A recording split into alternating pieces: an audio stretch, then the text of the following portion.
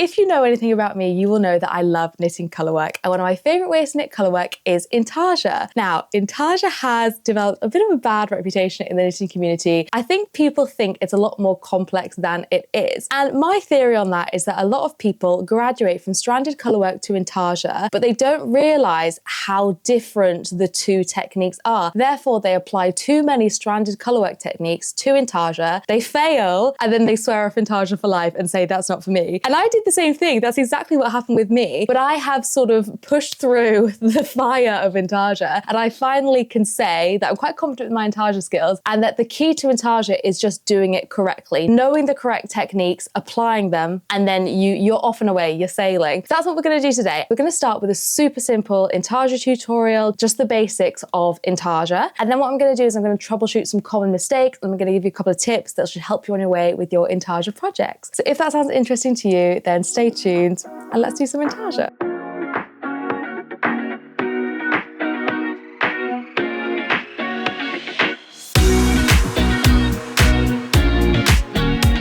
So we're going to start with a really simple intarsia tutorial. So if you're starting absolutely from scratch, or if you've tried to start and you've struggled and you're not sure that you're doing it right, then let's just start here. I'll just show you how you do it from the very start. So the first thing to note about intarsia is you will be knitting back and forth. So you will not be knitting in the round for this. And I know technically there's some way you can do intarsia in the round. We're just talking today, classic intarsia, it will be knitting straight across. So you can do that with straight needles, you can knit back and forth on a circular needle. That's what I prefer to do. And obviously you can use whatever needle you want and whatever yarn you want for this, but just so you know, I am doing this on 4mm needles with a 60cm length, and I'm using Aran weight yarn. Now, eagle-eyed amongst you might recognize this chart because I used this in a video I did for a double knitting tutorial a few months ago. So my little star strikes again. It doesn't help for the fact my printer is slowly dying, so all of the colors in this have like extra lines in, which kind of at first glance makes it look like there's more stitches there than there is. But anyway, the chart amount is 20 stitches across. So I'm going to cast on 20 stitches across with my blue yarn. You don't have to do any special cast on for intarsia, just do whatever you prefer. For me, my default cast on is long tail. So I'm just going to cast on 20 stitches in long tail, and we'll start there.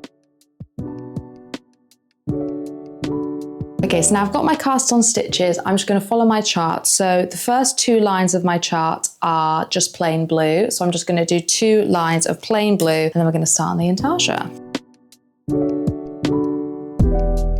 So for the first line of colour, as you can see, we've got 3 of the blue, then we've got a yellow, then we've got 11 of the blue, then we've got another yellow, then we've got 4. So for this first line, we're going to be carrying the blue all the way across the line, but we're going to have 2 separate pieces of yellow for each of that yellow, and I'm going to show you what that looks like. I'm going to start with our 3 blue, and then we're going to add a piece of this yellow. What we want really is we're going to use this piece of yellow to do this whole section up to here, okay? So we want a piece of yellow big enough to do that whole section. So let's just do a piece of yellow, this big. Now, some people would say, just do it straight from the ball. Some people would say, now it's time to create a bobbin.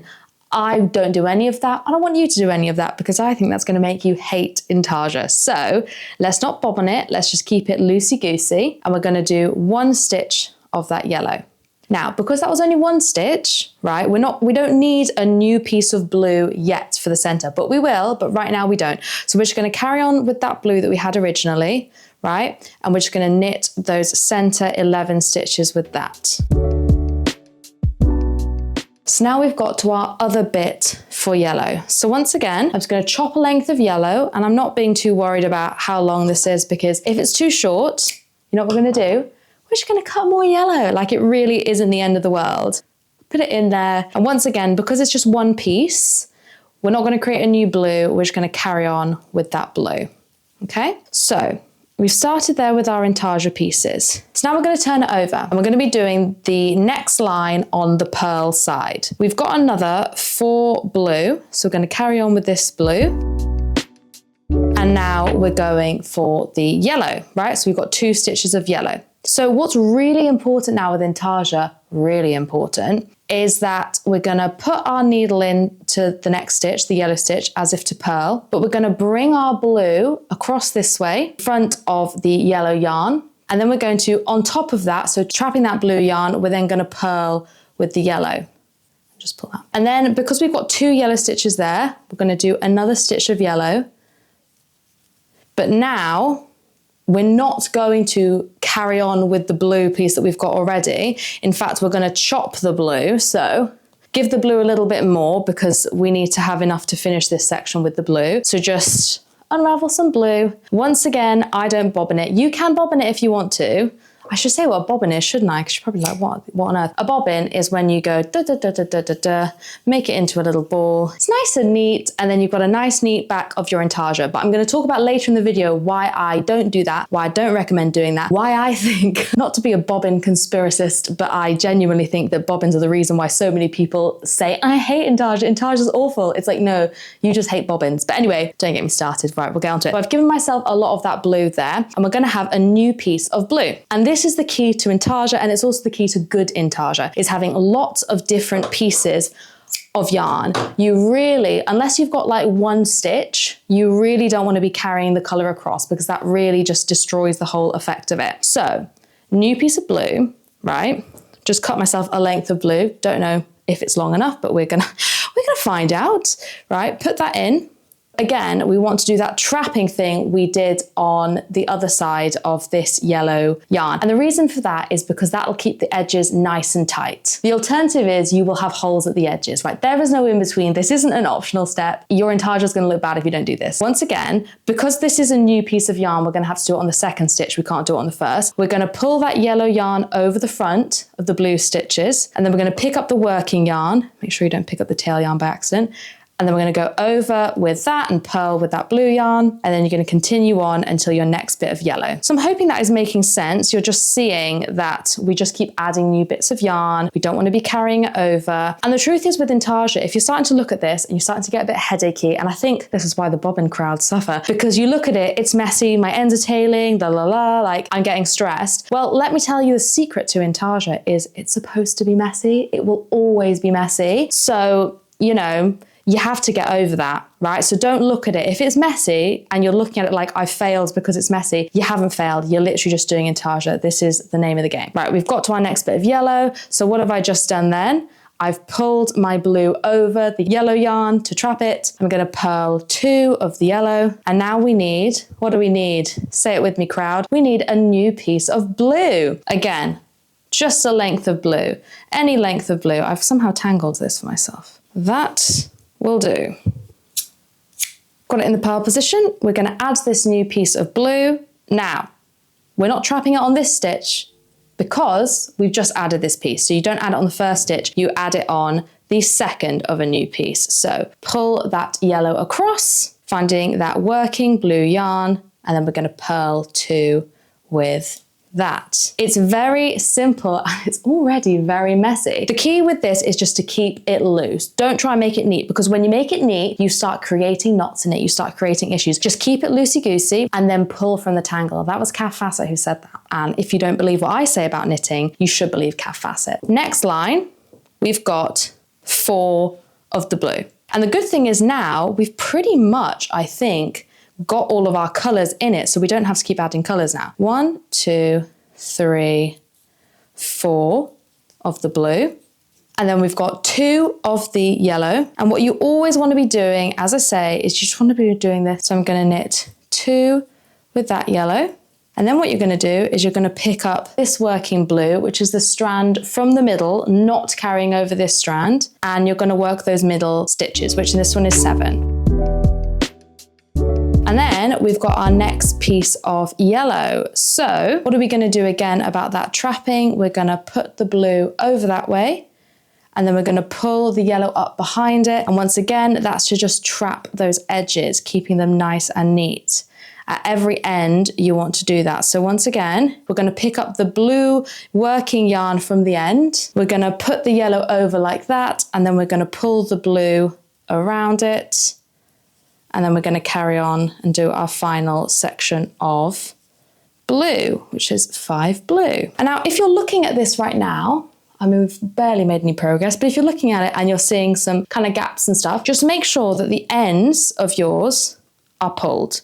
So sometimes the tail piece is making it loose. So just make sure those are all nice and tight. So right, we're on the purl side.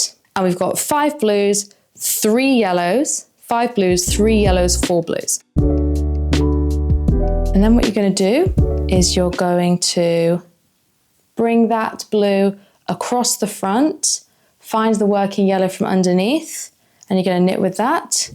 Why are we doing that? Tell me, crowd, why are we doing that? To trap the ends. Exactly, you're getting it. Now we've got to the blue central bit, right? We're not carrying on with the blue we use here, are we? We would never do that. What we're doing is we're pulling that piece of yellow in front, and then we're picking up the working blue from the center, and then we're going to knit across those central 5 stitches. So let's go. Now we've got to do another 3 here. So putting that in, because this is a yellow stitch, what am I doing with this piece? Pulling it over the front, and I'm finding the working yellow, and I'm purling it, trapping that blue edge. 1, 2, 3. And this piece of blue here, right, I'm gonna put my needle back in, crossing over that piece of yellow to trap the edge once again. Now this is a classic example. You're looking at that, you're thinking, oh God, we've got a tangle. There's no tangle, there's no problem, okay? Just pull, right? Just pull, gently pull from the tangle. And we've done another line. I feel like by now you understand this premise. So I'm gonna do the next few lines and then we'll meet again when we get to the center, because at this point, we're losing our central blue bit. So I'll show you what happens when we get there. So we're finally at the central bit where we're gonna lose our blue central piece. And that's because the yellow is now gonna go across the whole center of the piece, which if anything is cause for celebration because it's less pieces of yarn. We're also gonna lose both of our pieces of yellow because they've morphed into one. So joy. The knitting, the hard part's over really. The next line is 6 of the blue. We're going to find again our working yellow, which we're then going to pull over the blue to trap that edge. And the central piece here is 9 stitches of yellow. Now we only have this much yellow, but what did I say at the beginning? Don't fret, it's really not the end of the world. We're going to need more yellow. We're going to pick up the far side of the blue, and what we're doing, we're just crossing over that yellow piece there to trap that edge, and we're just going to carry on until the end. So you've obviously got this blue piece now that you're not going to use anymore. So I would just cut that short. Not so short that you can't weave it in, of course. Short enough to weave in, but there you go, because you don't need that blue piece anymore. We've also got this slightly longer piece of yellow here. It's not actually that long anymore, but I'm just going to chop that as well. And that's just for ease. But the blue on this far side, we're going to keep long because we're going to keep needing that. And the blue on this side, we're going to keep long because we're going to keep needing that. So the next row is a purl row. Now we need more of this yellow, but it's no stress. You just cut a length that you think might be about right, maybe slightly longer than what you think you need, and then you're good to go. Because it's really not the end of the world weaving new ends in. So much of intarsia comes to life in the weaving of ends, and frankly weaving ends is just part of the process, so you just have to deal with it really. So once again, this next line thankfully is just the same as the line that we just did, so no stress. Crossing over again once we get to that yellow just to keep it nice and neat. Just going to do a couple of stitches with this old yellow, our new length of yellow, putting it on the purl side, and we're just going to carry on along that way. And as I said before, just a reminder just to be pulling your ends just to keep it nice and neat. And we're back at the blue now, so crossing it over, picking up that working piece of blue there and finishing off that line. We're now up to here. We're at the armpits of the star. Now the motif starts to go out again. How do we handle that? Very simple actually. The next one, we've got 4 of the blue. So carry on with that blue. We now want to have the yellow for the next stitch, but the yellow is 2 stitches over. What do? Flipping over that, okay? Just like we did before to keep the end trapped, but we're just gonna knit it there. So we are carrying it across, just like we would if we were doing stranded color work or whatever. And then we're just gonna carry on and do our stitches there. Once we've done this whole thing, you can sort of see what that looks like on the back, but it's just going to have this little line carrying across, small float at the back. So now we're going to go on the other side because this is a symmetrical pattern. Go on pure yellow across the middle. Once again, we're going to do 1, 2 extra of yellow. Find that working blue at the back, pulling that yellow forward again, so we're crossing it over and just pulling that over those 2 stitches. So really, really simple, no drama whatsoever. So the next line again is 2 further out, but we're on the purl side. So it is really no mystery as to what we have to do for this part.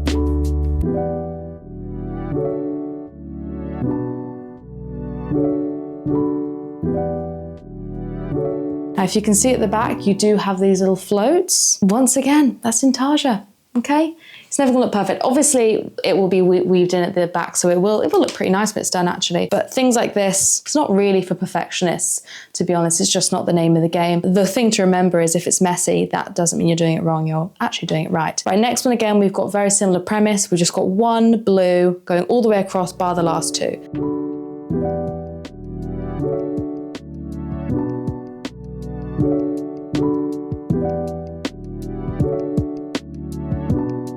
We're in the home run now, but I'm just going to show you how to do the next line because suddenly we've gone from expanding our stitches to cutting them back. How do you approach that? Really simply. Right, so we're putting our sort of stranded knitting hat on because we're going to be carrying the yellow across. Now what you could do, if this was a massive cut in, is you could just cut the yellow there and then add a new piece of yellow there. Fine way to do it. And you could do that actually, but I'm not going to do that today. I'm going to show you what I would do. Just like you would for color work, I'm going to carry this piece of yellow back on itself. So I've done 2 stitches there. However you prefer to carry is your preference, but I'm just going to do it across every 2 to 3 stitches. So I'm just going to keep going across there until I get to the central console. So it's now we're at the center. So now I'm going to knit 5 in this yellow. This is where things get a little bit like, this is a matter of personal opinion. We are knitting in blue next, but the blue is over here, right? The blue is 6 stitches away. You could pull the blue back and do a stitch there, but I don't want to do that, okay? Because it's 6 stitches. And if you can carry it across, then fine. But if you can't carry it across, my personal philosophy is let's just cut that blue here and bring it over here. Some people would tell you that's not how you do it. Guess what? That's how I do it. Because as I said, it's already going to be weaving end city central. So, you know, adding the blue in. So we didn't trap it on the first stitch because we don't do that, do we? We trap it on the second. So we're going to then trap it and off we go to the very end. So there it is. Pretty simple now. So I'm just going to finish it off and show you what it looks like at the end. There it is, my little intarsia star.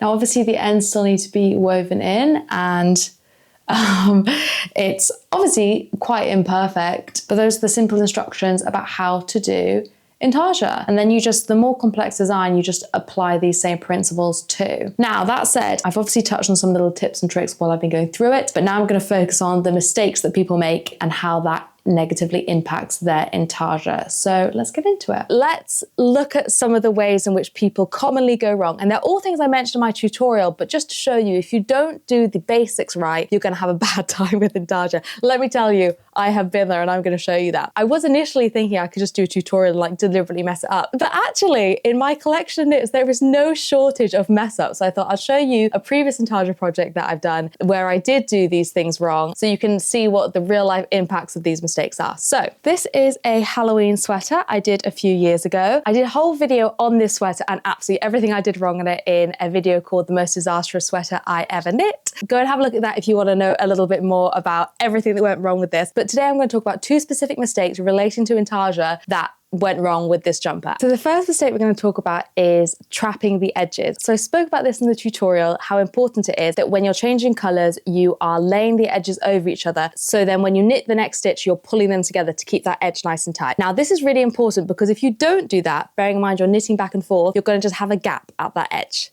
Let's see what that looks like in real life, shall we? You can see there, we've got holes on both sides of that tree. And if we look at that on the inside, there.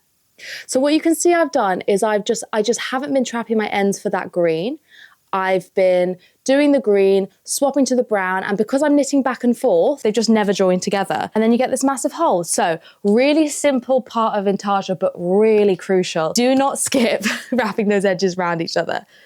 Seriously. The second mistake that people often make, trying to apply stranded colourwork techniques to intarsia. Now, a classic for this is bringing across the background colour. It can be so tempting, especially when, say you've got a white background, it can be so tempting to be like, well, the white's going to keep reappearing, so let's just carry the white across.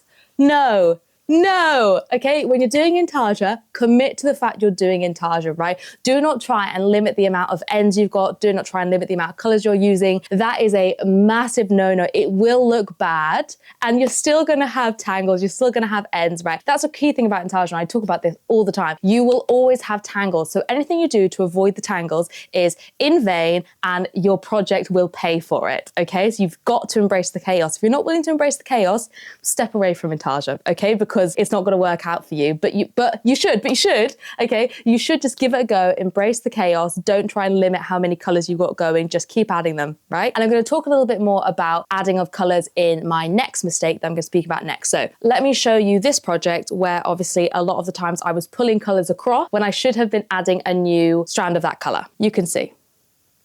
In this section, each of these, if you look at let's look at the bottom, the greens and the browns, there should have been about 4 different strands of green and 4 different strands of brown. I shouldn't have been trying to pull the green and the brown across. But that is that stranded color work attitude, right? At this stage as well, I suppose if I'd have done this now, I probably would have caught the floats on the way, but this was sort of much earlier in my knitting career where I didn't really catch floats. It's so simple, but I see this all the time. All the time. I feel like this is probably the most common mistake because people don't know how many colors to add and they're trying to be minimalist about it and they're trying to make it easier for themselves, but you're not making it easy for yourself, you make it hard for yourself. So just keep adding more colors. Better to have more colors than you technically needed than to have too few, okay? Really. The third tip is about using bobbins. Now, I think the majority of tutorials I've seen online where they're talking about intarsia recommend that you use some form of bobbins to do intarsia. So bobbins can come in the form of wrapping your yarn around pieces of cardboard and then, you know, keeping it neat that way, doing balls of yarn, doing bows of yarn, whatever it is. People will come up with a new way of doing bobbins and be like, this way is different. I do not like bobbins, and I think because so many of these tutorials and people recommend using bobbins, people think it's an integral part of intarsia, and then they try it with bobbins, the bobbins all knot together, they get so frustrated, feel like they're the ones doing something wrong, but actually it's the bobbins. So when I do my intarsia, I keep the ends all completely loose at the back, so I just literally let the ends trail, and then when I come to sort of change color, I just pull from the ends. So I don't try and de-knot my ends, I just literally let them trail. They will start to bunch up, they will start to seem like they're knotting, but if you don't touch them and you keep them loose, they will not knot, and you can just pull the strand from the piece. Now, I'm going to do a demonstration of exactly what I mean by that, because I know to a lot of people that doesn't make any sense, and they're thinking, well, bobbins look neater to me.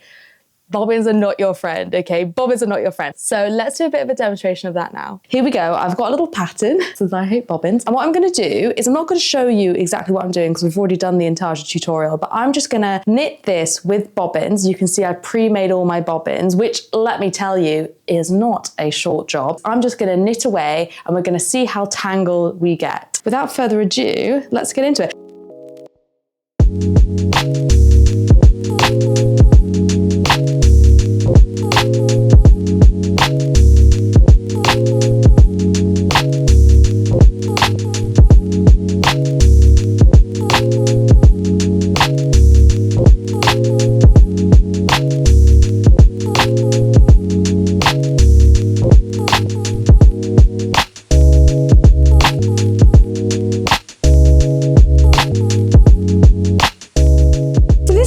So far. As I say, whenever you do intarsia, you're always going to have this tangle. But what makes it so frustrating with bobbins is that because all of these ends there's weight at the bottom of them, that means they pull and they tangle far more than if you just have the strands. So honestly, I'm struggling to even make it to the end of the bobbin section. But anyway, I'm persevering. So, right, where even are we?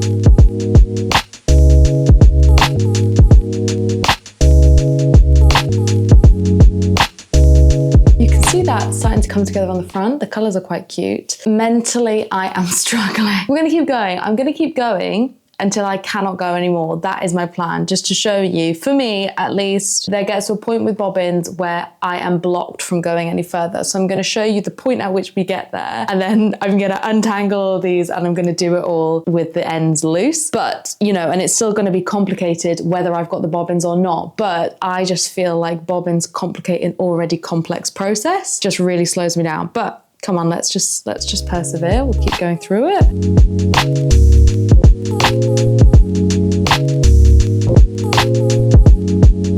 We're about halfway through the bobbins now. Can you see this tangle here? And I'll tell you what's really frustrating about that, because, you know, it does look a mess when you do it loose. But if I, for example, just want to detangle this orange, say I'm like, right, time for detangle, because it is getting a bit tough to pull the threads. If I try and pull this orange to detangle, what's going to happen? It's got caught. So now I've got to figure out, right, where can I get that? I've got to go under this, right, it's under there, on top of there. It's just, because of the weight at the bottom, it just tangles. And it's not just that it tangles because it will always tangle, right? But it's so impossible to untangle it. Like if I'm just pulling random ones, right? This random piece of white, you know, it's just all stuck in the thing. And even if you can pull some of the way with it, you're gonna catch it at the end. The only way to solve that is by untangling it from the bobbin. And I know some people will probably say, well, that's because you have to detangle as you go along. Never gonna be me. Never gonna be me. Do you know what I mean? Like, this is already a complex enough process. I don't have the mental bandwidth or the desire to be detangling as I go. And when you keep the ends loose, you really don't have to do that. So I am now going to debobbin, ignoring the fact that I've made extra bobbins. I really thought I could get further with this, but I actually cannot. We're gonna do it with the strands loose, and I'm gonna show you how much easier that is. And I'm not saying that it suddenly makes intarsia easy, because it doesn't, but you're gonna see how much easier that is to detangle. So let's do it.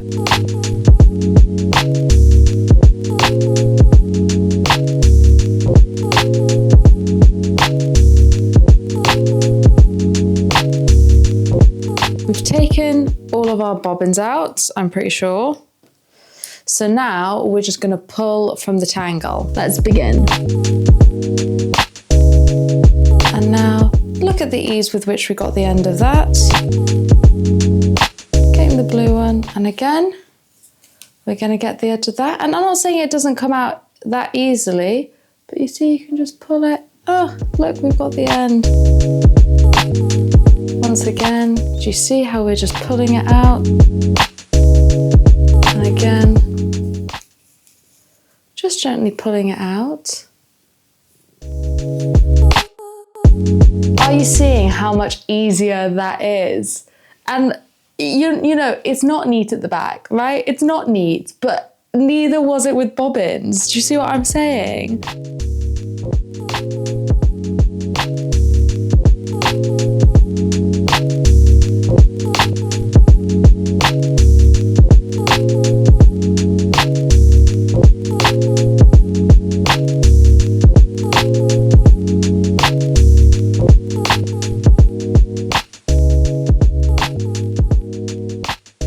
We've done the bobbin section and it was so much easier without bobbins. I hope that shows you a little bit about how it tangles so much more for bobbins for me, for the way I like to knit, and without bobbins, it's a lot more of an easy ride. You can just pull it. As I said, it's always going to be complicated. It's never going to be easy, but bobbins definitely make it harder. For me, according to me, bobbins make it harder. So, hope this helps. So those really are my main headlines. I just wanted to show you quickly an example of intarsia done right. So this is one of my most recent projects, which is my anatomy jumper. I'm sure I've posted videos about it. It's all over my Instagram, my TikTok, so I'm sure you've seen it if you follow me. So that front design was all intarsia, and I shall show you the inside. And listen, I'm not saying that she's perfect. Nobody and nothing is perfect, but she is still very good, and she's excellent, and she's functional, and that's all you could possibly ask for intarsia. And that is the inside. No holes, no issues, just gorgeous. And I love this jumper. And to remind you, I started here, okay? So if you're here and you're thinking, oh, this is too hard, this isn't for me, it is for you. You just need to apply the right techniques. So I hope this was helpful in giving you a bit of a run through of intarsia. I hope it's given you a little bit of a confidence boost to give intarsia a go at the very least, or at least you know if you've had a bad experience with intarsia, it is not you, it is just probably the techniques you're using to do it. But if you update those a little bit, I think you're going to enjoy it as much as I do. So if this video was useful to you, I'd love it if you could like it, if you could leave a comment and let me know about your experiences with intarsia, and I hope to see you very soon.